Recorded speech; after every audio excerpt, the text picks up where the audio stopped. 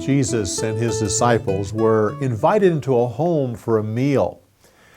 Lazarus was also invited, and Martha helped serve. While they were eating the meal, their sister Mary came and anointed the feet of Jesus with some expensive oil, and then she dried them with her hair. The smell of the perfumed oil filled the house. Judas Iscariot said, "Lord, this oil was wasted. It could have been sold and the money given to the poor." Not that he actually cared for the poor, but he was in charge of the disciples' money and was stealing from it. Jesus said, "Leave her alone. She has anointed my feet for my burial." And wherever the gospel is spread throughout the entire world, people will hear what she did. The next day, Jesus went to the Mount of Olives. He told two of his disciples to go into the village. There they would find a donkey with her colt. They were to untie it and bring it to him. He said, "Now, if anyone asks you what you're doing, just simply say, 'The Lord has need of it.'" So they went into the village and they found the donkey with her colt. So they untied it and started walking away.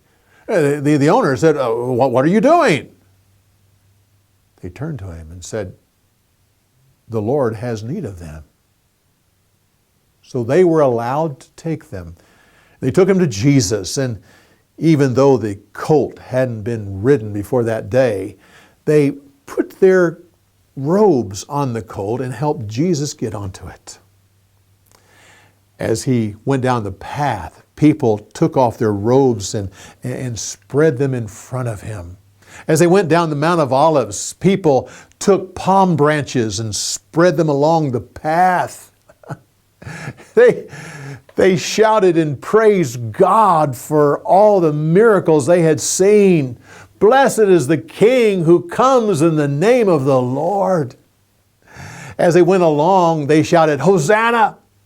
Hosanna to the Son of David."